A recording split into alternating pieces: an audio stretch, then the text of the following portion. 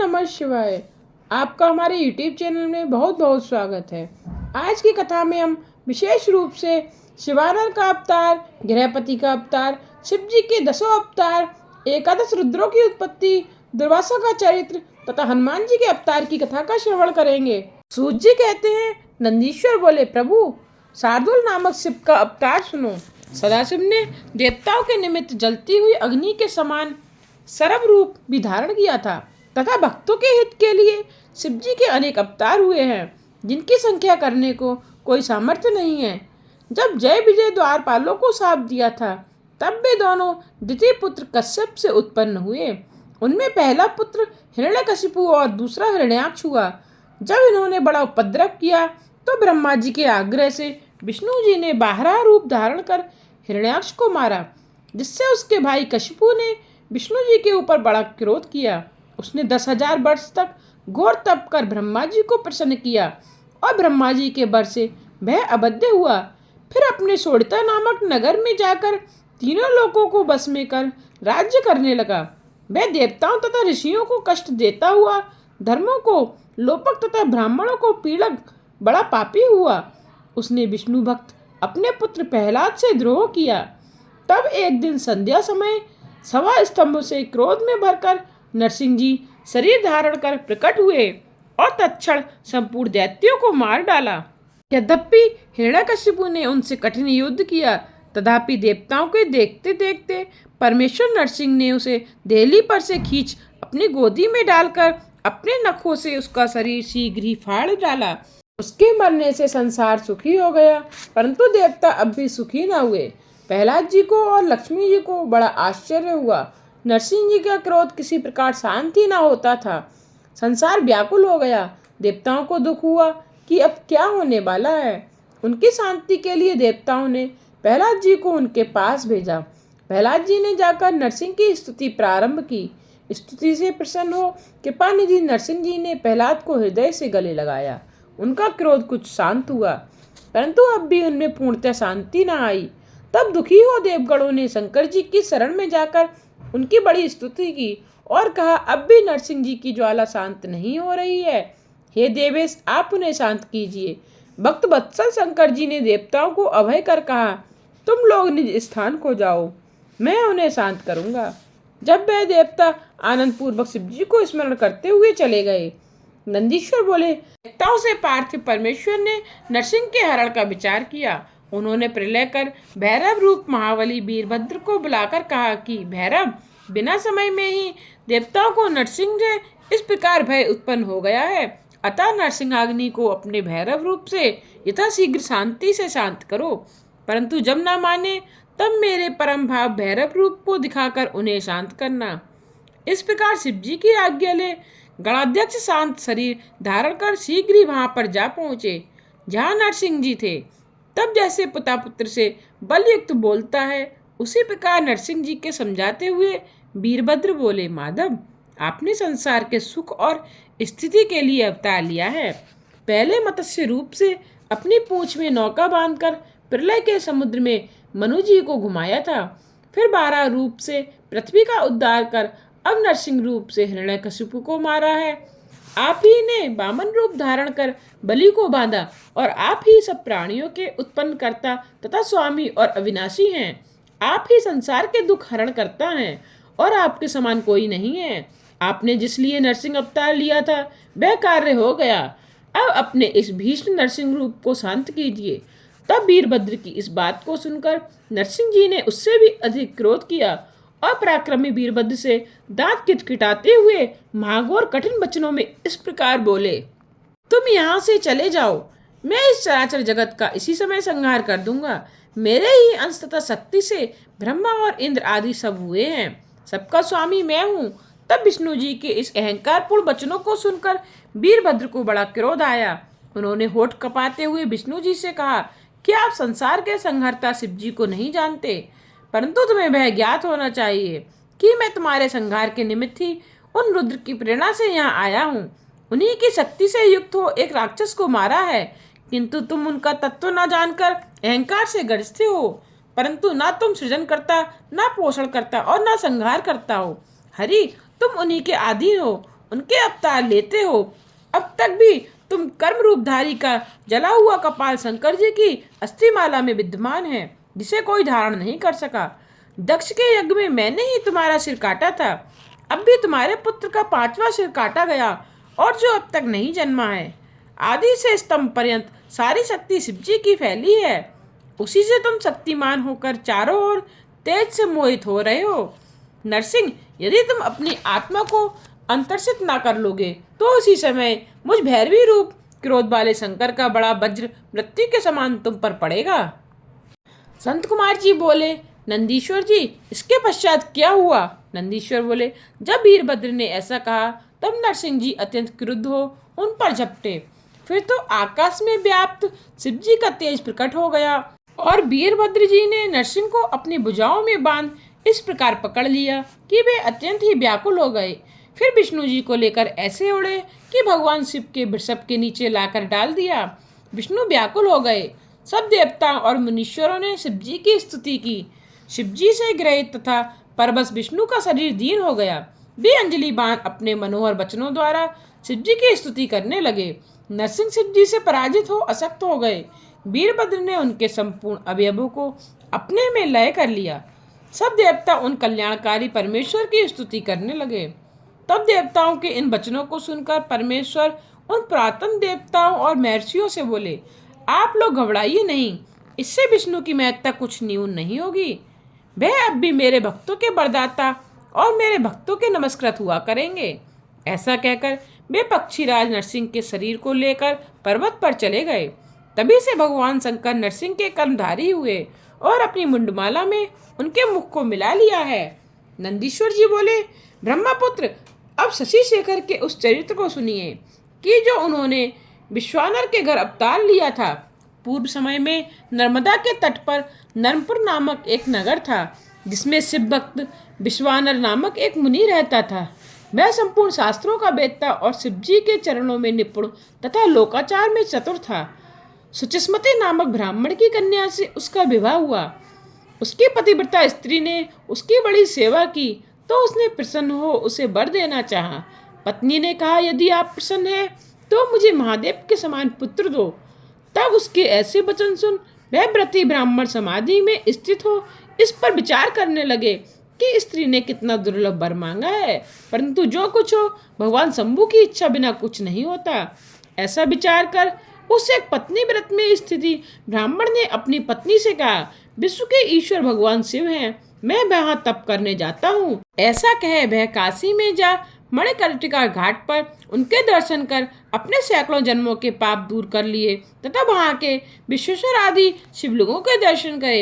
अब कुआं, बावड़ी और तालाबों में स्नान कर संपूर्ण तीर्थ स्नानों में पिंडदान किया।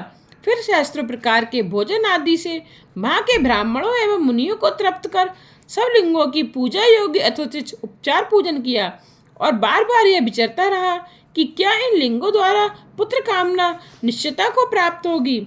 उसे ज्ञात हुआ कि अवश्य ही वीरेश लिंग इसके लिए प्रशंसनीय है।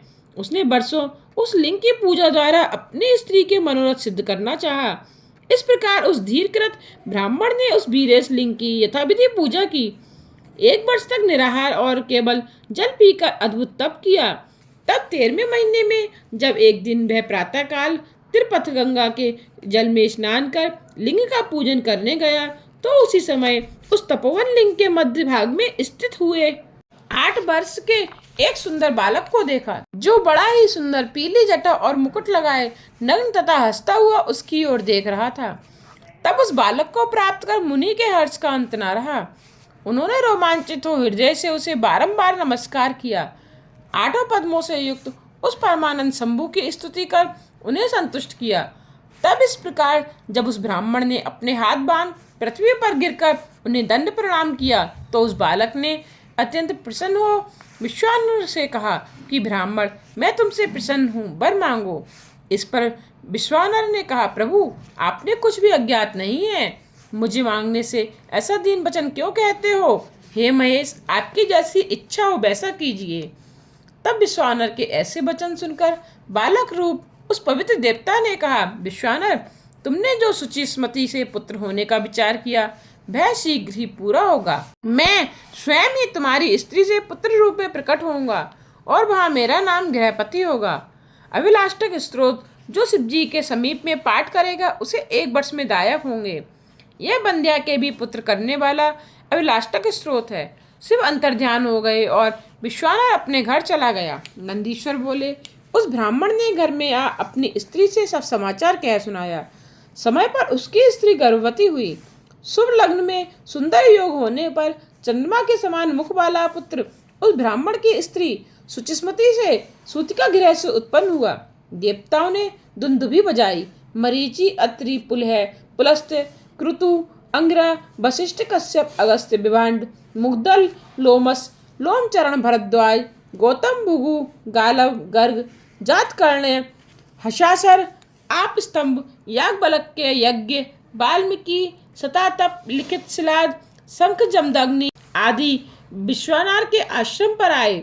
बृहस्पति सहित ब्रह्मा तथा विष्णु, नंदी और भंगीगणों सहित पार्वती सहित शिवजी, महेंद्र आदि देवता तथा पातालवासी नाग अनेक प्रकार के रत्न आदि लिए नदियों सहित समुद्र और अनेक स्थावर पवित्र आदि जंग मरूप धारण कर उस महोत्सव में आए। ब्रह्मा जी ने बालक का जात कर्म संस्कार किया और श्रुतियों को विचार कर उनके अनुरूप उनका गृहपति नाम रखा। उसकी रक्षा का उपाय किया, बहुत सा आशीर्वाद दिया। फिर शिवादिक देवता अपने अपने वाहन पर चढ़कर अपने धाम को गए। सबने सुचिस्मति के भाग्य की प्रशंसा की और कहा कि शिव भक्त धन्य हैं, जिनके अर्चन से आज स्वयं शिव एवं रुद्र ही इनके घर प्रकट हुए। इसके पश्चात पिता ने उस बालक के समय समय पर होने वाले सभी यथोचित संस्कार किए। 5वें वर्ष में यज्ञोपवीत किया। फिर उपाकर्म करके 1 ही वर्ष में शांग पांग कर्म से सब वेदों को पढ़ा दिया। और जब वह बालक 9 वर्ष का हुआ तो माता पिता की सेवा में रत उस बालक को देखने के लिए नारद जी वहाँ आए और उसके भाग्य वैभव को कहा कि इसके और सब भाग्य तो अच्छे हैं, परंतु 12वें वर्ष में इसको बिजली और अग्नि से भय है। ऐसे कहकर नारद जी चले गए। पुंडीश्वर बोले, नारद जी के वचनों से स्त्री सहित विश्वानर को बृहस्पति जैसा कठिन दुख हो गया। उन्होंने कहा, हाँ मैं मारा गया। ऐसा कह व्याकुल हो वे मूर्छित हो गए। सुचिस्मति भी दुख से व्याकुल हो हाहाकार करने लगी। विश्वानर ने उठाकर उसे संभाला और अपने पुत्र गृहपति की खोज की। गृहपति कहीं बाहर गया था। पिता का शब्द सुनते ही दौड़ा हुआ वहां आया और दोनों के रोने का कारण पूछने लगा। फिर कहा, आपके चरणों की रज के प्रताप से और कोई विघ्न तो क्या काल भी मुझे नहीं मार सकता। पिताजी, आप इसकी चिंता ना करें। यदि मैं आपका पुत्र हूँ तो मृत्यु विजयी शिव मंत्र को जप कर मृत्यु से अपनी रक्षा कर लूंगा। यह सुन उसके माता पिता ने संतोष की सांस ली और कहा, वत्स, अवश्य मृत्युंजय शिव की आराधना से समस्त विघ्नों का नाश हो जाता है। इसी प्रकार जब श्वेत केतु कालपास में बांधा गया था तो शिव जी ने उसकी रक्षा की थी। शिलाद के 8 वर्ष के पुत्रों को मृत्युग्रस्त देख शिव जी ने उसे अपना जन्म लिया था। फिर प्रलयाग्नि के समान घोर हलाहल विष को पान कर शिवजी ने ही तीनों लोगों की रक्षा की। अतएव पुत्र, तुम ही उन्हीं शिवजी की शरण में जाओ कि जो ब्रह्मादिकों के भी एकमात्र कर्ता, अविनाशी और विश्व की रक्षा रूप मणि के समान है। फिर तो बालक गृहपति ने अपने माता पिता के चरणों की वंदना की और उन्हें बहुत आश्वासन देकर विश्वेश पालित काशी में आकर सविधि स्नान कर शिवजी का पूजन और दर्शन किया। शिवजी के लिंग को देखकर बड़ा संतुष्ट हुआ। उसने मन में कहा, आज मैं कितना भाग्यशाली हूँ जो मुझे विश्वेश्वर का दर्शन मिला। महर्षि नारद के कथन ने मेरा भाग्योदय कर दिया। फिर तो उसके भक्ति पूर्वक वहाँ एक और ही शिवलिंग की स्थापना कर घोर नियमों का ग्रहण कर गंगा जल से 108 घड़ों से प्रतिदिन पवित्रता पूर्वक शिवजी को स्नान कराया और नील कमलों की माला समर्पित की तथा और भी उस प्रकार के सभी शिव नियमों का पालन किया। फिर तो उनके जन्म से 12वें वर्ष में नारद के वचनों को सत्य करने के लिए ब्रजधारी इंद्र उनके सामने आए और बोले, तुमको जो इच्छा हो वर मांगो। इंद्र के ऐसे वचनों को सुन मुनि का वह पुत्र मधुर अक्षरों से उनका कीर्तन करने लगा और कहा, मैं आपसे वर नहीं चाहता, मुझे तो शिवजी वर देंगे। इंद्र ने कहा, मुझसे बढ़कर शंकर नहीं है। गृहपति ने कहा, इंद्र आप जाइए, मैं शिवजी को छोड़ अन्य किसी देवता से प्रार्थना नहीं करता। यह सुन इंद्र क्रुद्ध हो गए। उन्होंने अपना वज्र निकाल बालक को डराया। बालक को बिजली से व्याप्त वज्र को देख भय से व्याकुल हो मूर्छित होते देख पार्वती पति साक्षात शिव जी तत्काल वहां प्रकट हो गए और उन्होंने अपने हाथों से उस बालक को स्पर्श कर सजीव किया और कहा, पुत्र उठो। गृहपति मानो सोने से उठकर सैकड़ों सूर्य के समान प्रकाशमान शंकर को देखने लगा। उनके अद्भुत रूप ने उसे मुग्ध कर दिया। वह हर्षाश्रु अवरुद्ध कंठ द्वारा गदगद बाड़ी तथा रोमांचित शरीर से महादेव की स्तुति करने लगा। शिवजी हंसने लगे, फिर बोले, यह तुम्हारी परीक्षा थी, मैंने ही इंद्र को भेजा था। अब मत डरो, मेरे भक्त को इंद्र तथा काल वज्र कोई भी मार नहीं सकता। तुमने यह जो मेरा लिंग स्थापित किया है, इसके तेज के आगे कोई नहीं ठहर सकता। इससे उसका नाम अग्निश्वर हुआ। यह अग्निश्वर महादेव भक्तों को बिजली तथा अग्नि से बचाते रहे। ऐसा कहकर शिवजी ने उसके भाई बांधवों तथा माता पिता को बुलाकर उनके देखते ही उसे अग्निश्वर के दिशाओं का राज्य दिया तथा स्वयं उसके स्थापित लिंग में प्रवेश कर गए। नंदीश्वर बोले, मुनीश्वर, अब आप शिवजी के योगेश्वर अवतार को सुनिए। जब अमृत के लिए देवताओं और असुरों ने क्षीर सागर का मंथन किया तो पहले उसमें से हलाहल विष निकल संसार को भस्म करने लगा। उसे देख दानव भयभीत हो विष्णु जी को साथ ले शिवजी के पास गए। अपना सारा दुख कहा। शिवजी ने दयाद्र होकर सारा विष पान कर लिया, जिससे उनके कंठ में शयामत आ गई और वे नीलकंठ हो गए। इसके पश्चात देवताओं और दानवों ने फिर समुद्र को मथा तो उसमें से रत्न निकले और अमृत का भी प्रादुर्भाव हुआ। तब अमृत को केवल देवताओं ने पान किया और दैत्यों ने नहीं पाया। इससे देवता दैत्यों का बड़ा द्वंद्व हुआ और राहु के भय से पीड़ित चंद्रमा भाग गए। शिवजी ने चंद्रमा को अपने सिर पर धारण कर उसकी रक्षा की। तदंतर दैत्यों से पराजित देवता जब अमृत पान कर कर विजयी हुए तो उन्हें अभिमान छा गया और शिवजी माया से मोहित हो अपने बल की बड़ी प्रशंसा करने लगे। तब उन्हें गर्वी हुआ देख शिवजी यक्ष का रूप धारण कर उनके पास आए और पूछा कि तुम लोग यहाँ किस कारण स्थिर हो, मुझे ठीक ठीक बतलाओ। देवताओं ने कहा, यहाँ पर बड़ा भयंकर युद्ध हुआ था जिसमें सारे दैत्यों का नाश हो गया और जो बचे भाग गए। यज्ञेश्वर ने कहा, देवताओं, यह तुम्हारा गर्व मिथ्या है। तुम्हारा निर्माण करने वाला स्वामी कोई दूसरा ही है। क्या तुम उस महादेव को भूल गए जो व्यर्थ ही अपना बल बखानते हो? यदि तुम्हें अपने बल का ऐसा अभिमान है तो उसकी परीक्षा करो। मैं यहाँ एक तिनका स्थापित करता हूँ, तुम लोग इस तिनके को अपने अस्त्रों से काट दो। ऐसा कहकर सत्पुरुषों के गतिदाता उन यज्ञ रूपी रुद्र ने देवताओं के आगे एक तिनका फेंक कर सबका मत दूर कर दिया। तभी सभी वीर अभिमानी विष्णु आदि देवता अपने पुरुषार्थ कर उस पर अपने अपने अस्त्र चलाने लगे। अनेकों प्रहार किए, परंतु उस पर तो गर्भहारी शिवजी का प्रभाव था। देवताओं के सब अस्त्र व्यर्थ हो गए, वे उस तृण को न काट सके। देवताओं को आश्चर्य हुआ। तब उनके उस आश्चर्य को दूर करने के लिए वहाँ तत्क्षण यह आकाशवाणी हुई कि यह सब गर्वों के विनाशक शंकर महादेव हैं। यह परमेश्वर कर्ता, पालन करता तथा विनाश करता है। इस आकाशवाणी को सुन देवता आश्चर्यचकित हो पूर्व यज्ञेश्वर ईश्वर को प्रणाम करने लगे और उन्हें संतुष्ट करने लगे। देवताओं ने शिवजी की बड़ी स्तुति की। तब यक्षनाथ सब देवताओं को समझाकर वहीं अंतर्ध्यान हो गए। यज्ञेश्वर के रूप में शिवजी ने सबका मद हरण लिया। ईश्वर जी बोले, हे मुनि, अब शिवजी के 10 अवतारों को सुनो।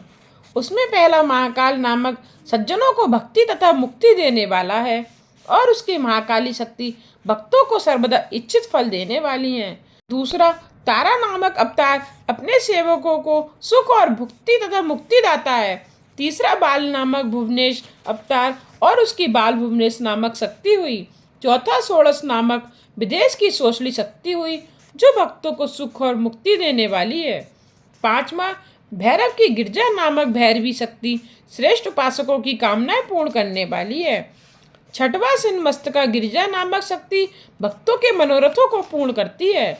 सातवां धूम्रपान नामक शंभु का अवतार हुआ जिसकी धूम्रवती नाम की शक्ति सज्जन उपासकों को फलदाता हुई। आठवां बगलामुख नामक सुखदायक शिव का अवतार हुआ। शिवजी महा आनंददायिनी बगलामुखी शक्ति हुई। नवा मातंग नामक शिव का अवतार हुआ और उसकी मातंग शक्ति हुई। 10वां कमल नामक शिव का अवतार हुआ और जिसकी कमला शक्ति भक्त पालक हुई।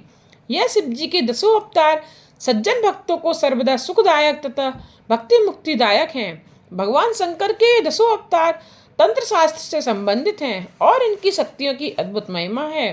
यह शक्तियां शत्रु के मारण आदि कार्य में अधिक प्रयुक्त होती हैं तथा यह दुष्टों को नित्य दंड देने वाली, ब्रह्म तेज को बढ़ाने वाली हैं। नंदीश्वर बोले, हे मुनि, अब शिव जी के 11 अवतारों को सुनो, जिसके सुनने से असत्यादि दोषों से उत्पन्न बाधा दुख नहीं देती। पूर्व समय में जब इंद्र अमरावती छोड़कर भाग गए थे, तब उनके शिव भक्त पिता कश्यप को बड़ा दुख हुआ और उन्होंने इंद्र को बड़ा धैर्य बनाकर स्वयं विश्वेश्वर की पुरी काशी को प्रस्थान किया। वहां पहुंचकर उन्होंने गंगा जी में स्नान कर विश्वेश्वर महादेव का पूजन किया और एक शिवलिंग की स्थापना कर देवताओं के हितार्थ प्रीतिपूर्वक शिव जी का तप किया। तप करते करते उनको बहुत दिन व्यतीत हो गए। तब ऋषि को वर देने के लिए शिव जी प्रकट हुए। कश्यप जी से कहा, हे मुनि श्रेष्ठ, वर ग्रहण करो। तब उन शिव जी को देख कश्यप जी ने अंजलि बांध उनकी स्तुति की। महेश्वर स्वामिन, मैं सब प्रकार आपकी शरण हूँ, मेरी कामना पूर्ण कीजिए। मैं विशेषकर पुत्र के दुख से दुखी हूँ, मुझे सुखी कीजिए। मेरे पुत्र हो, आप मुझे वर दीजिए। कश्यप जी के ऐसा कहने पर शिव जी यथास्तु कहकर अंतर्ध्यान हो गए। कश्यप जी प्रसन्न हो अपने स्थान पर आए। प्रसन्न हो देवताओं से सब वृतांत कहा। तब शंकर जी अपना वचन सत्य करने के लिए कश्यप से सुरभि में प्रकट हुए। उस समय बड़ा उत्सव हुआ। सब देवता कश्यप जी से बहुत ही प्रसन्न हुए। फिर तो कपाली, पिंगल, भीम, वृक्षाक्ष, बिलोहित, शास्ता, अजपाद, आपे बुर्दे, शंभु, चंड तथा भव, इन 11 रुद्रों ने सुरभि से जन्म लिया। ये सभी शिव के रूप तथा साक्षात सुख के स्थान है। इन 11 रुद्रों ने देवताओं के हितार्थ संग्राम में बहुत से दैत्यों को मारा और देवताओं ने निर्भय हो दैत्यों को विजय कर इंद्रादि सहित स्वस्थ चित्त हो राज्य किया। करोड़ों रुद्र अनुचर हैं जो तीनों लोकों में सर्वत्र चारों ओर स्थित हैं।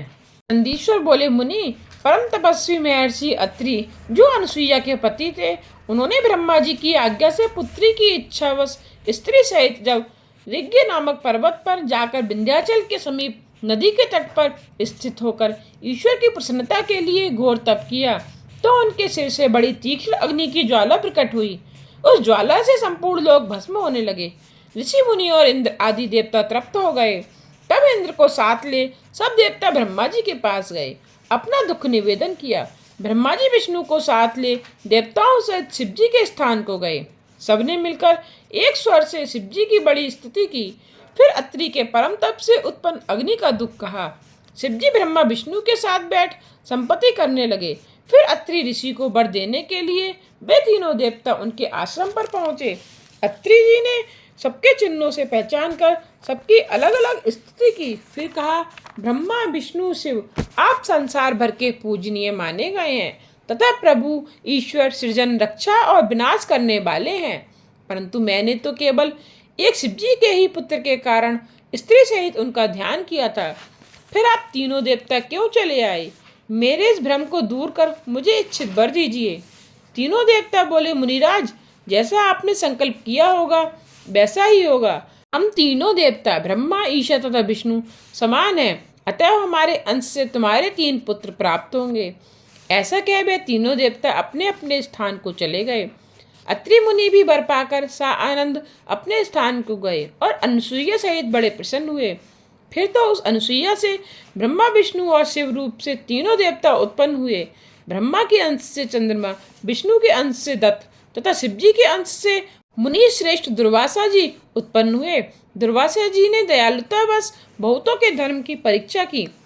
सूर्यवंश में उत्पन्न राजा अम्बरीश की भी इन्हीं दुर्वासा ऋषि ने परीक्षा ली थी। महाराज अम्बरीश सप्तद्वीप के स्वामी थे, जिन्होंने एकादश व्रत किया था। तब दुर्वासा ऋषि उनके नियम को जानकर अपने अनेक शिष्यों के साथ उनके यहाँ गए। राजा ने थोड़ी सी द्वादशी पाकर पारण का विचार किया था और ज्यों ही वे पारण पर बैठने वाले थे कि दुर्वासा जी वहां आकर रुष्ट हो गए। धर्म की परीक्षा की। मुनि उनसे कठोर वचन कहने लगे। उन्होंने कहा, मुझे निमंत्रण देकर बिना भोजन कराए जल क्यों पी लिया? उसका फल दिखलाऊंगा। ऐसा कह ऋषि ने क्रोध कर राजा को अपने साप द्वारा भस्म कर देना चाहा। उसी समय राजा की रक्षा को सुदर्शन चक्र आया। शिव की माया से मोहित मुनि को शिव रूप नहीं जाना और मुनि को जलाने चला। तब आकाशवाणी ने कहकर सुदर्शन को शांत कराया और कहा कि ये दुर्वासा शिव रूप है। सुदर्शन चक्र को शिवजी ने ही विष्णु के लिए दिया। सुदर्शन शांत हो गया। राजा अम्बरीश ने दुर्वासा जी को शिवजी का अवतार समझकर उन्हें प्रणाम किया। उनके घर इच्छित भोजन करने गए। इसी प्रकार एक बार दुर्वासा जी से रामचंद्र जी ने नियम किया था कि हमारे तुम्हारे संवाद में कोई ना आने पावे। तब एक समय जब वे दोनों महानुभाव एकांत में बैठे वार्तालाप कर रहे थे कि लक्ष्मण जी वहां चले आए। इससे रामचंद्र जी ने अपने प्रण के अनुसार शीघ्र ही अपने भाई लक्ष्मण को त्याग दिया। रामचंद्र जी के इस दृढ़ नियम से दुर्वासा जी प्रसन्न हो गए और उन्होंने वरदान दिया। इसी प्रकार उन मुनिश्रेष्ठ ने श्री कृष्ण जी की भी परीक्षा ली और जब विष्णु भगवान भूमि का भार उतारने के लिए वसुदेव जी के पुत्र हुए तो ब्राह्मणों की भक्ति कर वे नित्य ही बहुत से ब्राह्मणों को भोजन जमाते रहे। श्री कृष्ण जी ब्राह्मणों के बड़े भक्त हैं। ऐसी प्रसिद्धि सुनकर वे उनकी परीक्षा लेने गए। जब श्री कृष्ण जी रथ जोत उसमें से रुक्मणी को बिठाकर चले तो दुर्वासा जी ने पहुंचकर श्री कृष्ण से प्रसन्न होकर उन्हें यह वर दिया कि तुम्हारे अंग वज्र के समान हो जावे। ऐसे ही जब एक समय दुर्वासा जी नग्न हो जल में स्नान कर रहे थे तो उन्हें नंगा देख द्रौपदी ने अपनी साड़ी का वस्त्र फाड़कर उन्हें शरीर ढकने को दे दिया। वह वस्त्र जल में बहता हुआ उनके पास गया। दुर्वासा जी ने उसे उठाकर उससे अपना गुप्तांग ढक लिया और द्रौपदी को उस वस्त्र के स्थान पर उनको वस्त्र के बढ़ने का वर दिया, जिस वरदान से द्रौपदी ने पांडवों को सुखी किया। नंदीश्वर बोले, हे मुनि, एक समय जब शिवजी ने विष्णु जी का परम मोहिनी रूप देखा तो लीलावश वे काम से बड़े व्याकुल हुए और रामचंद्र जी के कार्य के लिए अपना वीर्यपात कर दिया। सप्त ऋषियों ने उस वीर्य को पत्ते पर स्थापित कर गौतम की पुत्री में बाण के द्वारा रामचंद्र जी के कार्यार्थ उसे अंजनी में प्रवेश कराया। फिर तो उस वीर्य से महाबली और पराक्रम युक्त बानर शरीर वाले हनुमान जी अपने बाल्यकाल ही में सूर्य को कोई लघु फल जानकर उसे खाने दौड़े, परंतु जब देवताओं ने विनती की तो उन्होंने सूर्य को छोड़ दिया। देवताओं और ऋषियों ने उन्हें महाबली शिव का अवतार समझा, बहुत से वरदान दिए। हनुमान जी प्रसन्न हो अपनी माता के पास गए, सब वृतांत कहा। फिर बिना यज्ञ ही उन्होंने सूर्य से सब विद्याएं पढ़ी। माता की आज्ञा से सूर्य के अंश से उत्पन्न सुग्रीव से मिले। सुग्रीव अपने बड़े भाई द्वारा अपनी स्त्री के हरण से महान दुखित हो ऋष्यमुख पर्वत पर रहता था। हनुमान जी सुग्रीव के पास रहने लगे, उसके मंत्री हो गए। उधर भार्या जानकी के हरण से दुखी श्री रामचंद्र अपने भाई लक्ष्मण के साथ वहां पहुंचे। उनकी इसके साथ मित्रता हुई। रामचंद्र जी ने भाई की स्त्री भोगने वाले पापी बाली बानर राज को मार डाला। फिर उन बानरेश्वर हनुमान ने बहुत बानरों को साथ ले सीता जी की खोज की और जब यह जाना कि जानकी जी लंका में गई हैं तो समुद्र को लांघकर वहां से लंकापुरी को गमन किया। वहां जाकर उन्होंने पराक्रम पूर्ण बड़ा ही अद्भुत चरित्र किया। जानकी जी को उनके स्वामी श्री रामचंद्र जी का समाचार सुनाया, सीता जी का शोक दूर किया। फिर रावण की बाटिका को उजाड़ बहुत से राक्षसों को मार जब रामचंद्र के पास लौटने लगे तो रावण के दूतों ने ब्रह्मास्त्र द्वारा बांधकर उनकी पूंछ में वस्त्र लपेट तेल गिरा, उसमें आग लगा बहुत सा कष्ट देना चाहा। इससे कुपित हो उन्होंने संपूर्ण लंका को जला दिया, केवल राम भक्त विभीषण के घर को छोड़ दिया। फिर समुद्र में कूद अपनी पूंछ बुझा रामचंद्र जी के पास आए और सीता जी ने जो अपने सिर की मणि उन्हें दी थी उसे देखकर रामचंद्र की आज्ञा से बानरों सहित बहुत से पर्वतों को लाकर समुद्र में पुल बांधकर रामचंद्र जी की विजयेच्छा से शिवलिंग की प्रतिष्ठा कराकर पूजन किया। शिवजी से विजय का वर पाकर रामचंद्र ने लंका को घेर लिया। महावीर हनुमान ने बहुत से दैत्यों को मारकर रामचंद्र की सेना की रक्षा की तथा शक्ति से घायल लक्ष्मण को संजीवनी बूटी लाकर जिलाया। यह सब उनमें महादेवता का अंश था, जिससे प्रभु हनुमान ने लक्ष्मण सहित रामचंद्र को सुखी किया। उनकी रक्षा की महाबली हनुमान ने कुटुंब सहित रावण को नष्ट किया और परिश्रम रहित हो सब देवताओं को सुख दिया। फिर अहिरावण को मार लक्ष्मण सहित राम को लाए तथा रामचंद्र का सब कार्य शीघ्रता से करते और दैत्यों को मारते हुए अनेक लीलाएं की। उन्होंने रामचंद्र जी को सुखी किया। नंदीश्वर बोले, मुनि शार्दूल, एक समय से पार्वती अपनी इच्छा से विहार करने लगे तो भैरव को द्वारपाल नियत कर ज्यों ही भीतर गए कि त्यों ही अनेक सुशील सखियां उनकी सेवा करने लगीं।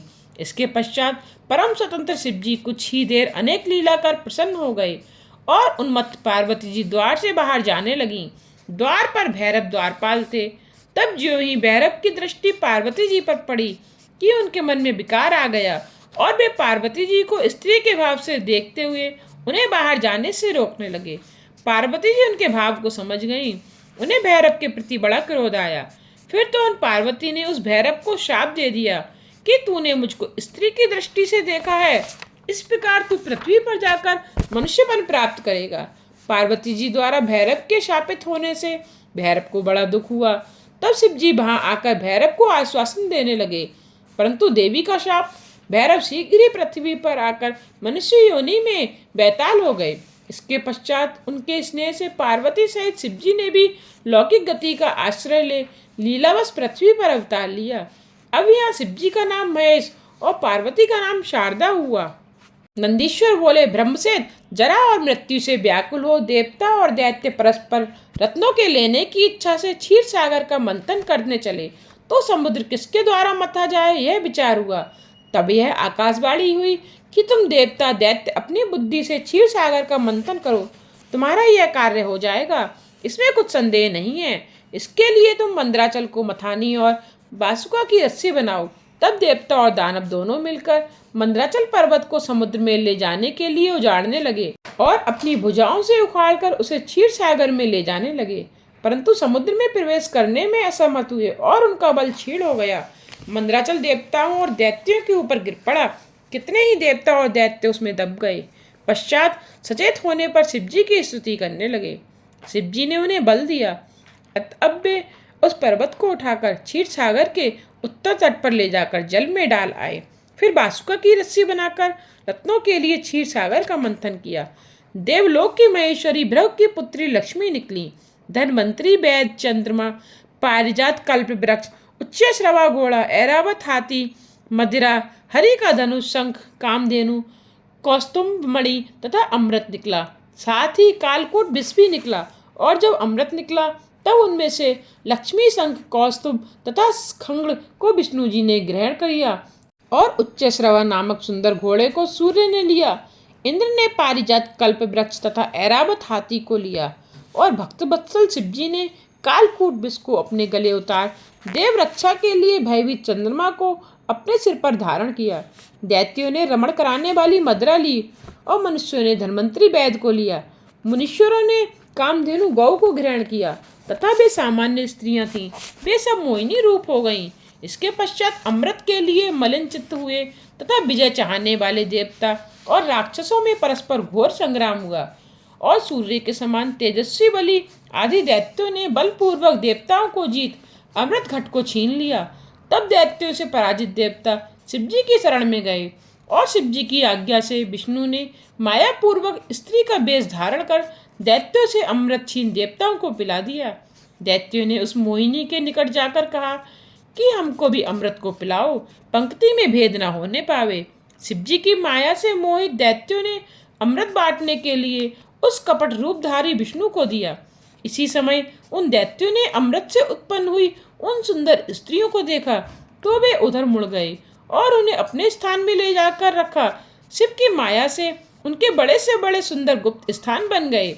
इसके पश्चात उनकी रक्षा कर सब दैत्य एक हो अमृत के लिए देवताओं से युद्ध करने चले। देवताओं का दैत्यों के साथ भयंकर युद्ध हुआ। देवसुर संग्राम तीनों लोकों में प्रसिद्ध हुआ। विष्णु जी से रक्षित देवताओं ने विजय पाई।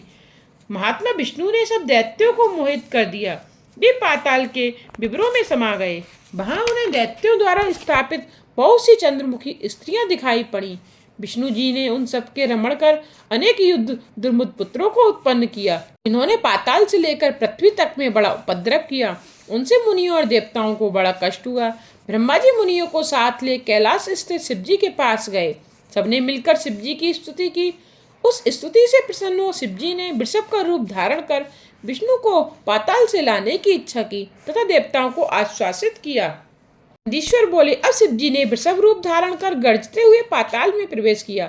उनके प्रचंड गर्जन से नगर गिर पड़कर विध्वंस होने लगा। पुरवासी व्याकुल हो गए। वृषभ रूपधारी शंकर ने उपद्रवी विष्णु पुत्रों का सामना किया तो धनुष बाण लिए सर्वदा संग्राम ही करना चाहते थे। उन वीर विष्णु पुत्रों ने क्रुद्ध हो शिवजी पर आक्रमण किया। बैल रूप रुद्र ने अपनी सींगों और खुरों से उन्हें मारा। कुपित रुद्र की उस मार से विष्णु के कितने ही पुत्र प्राण रहित और मूर्छित हो गए। यह जानकर भगवान विष्णु उस विवर से बाहर निकले। उन्होंने अपने सुतों को मारने वाले वृषभ रूपधारी रुद्र को देखकर उन पर अपने बाणों और दिव्य अस्त्रों का प्रयोग किया, परंतु पर्वत निवासी रुद्र ने उन विष्णु के सब अस्त्रों को काट डाला। तब उन वृषभ रूपधारी शिव को पहचान कर विष्णु जी ने कहा, देव देव महादेव, मैं मूर्ख हूँ जो आपकी माया से मोहित हूँ आपके साथ युद्ध किया। भला कोई अपने स्वामी से युद्ध करता है? मुझ पर कृपा कर मेरे अपराध को क्षमा कीजिए। नंदीश्वर बोले, हे मुनि। तब विष्णु जी के इन वचनों को सुनकर भगवान शंकर ने कहा, तुम बड़े बुद्धिमान हो, फिर सब ज्ञान को भूल मुझसे युद्ध क्यों करने लगे? अब तुम यहाँ रमण मत करो और इस कुविचार से निवृत्त हो जाओ। विष्णु जी लज्जित होकर वहां से चलने लगे। शिव जी ने कहा, जरा ठहरो, अब तुम अपने इस चक्र को यहाँ छोड़ दो, मैं तुम्हें दूसरा चक्र दूंगा। ऐसा कहकर शिव जी ने अपने तेज सूर्य के समान दूसरा सुदर्शन चक्र निकालकर विष्णु जी को दिया और विष्णु जी स्वर्ग चले गए। विश्वेश्वर भगवान शंकर जी भी देवताओं का कार्य कर कैलाश पर्वत को चले गए। विष्णु जी का मोह दूर हो गया। आज की कथा को यहीं विश्राम देते हुए इससे आगे की कथा का श्रवण आप कल के अध्याय में कीजिएगा।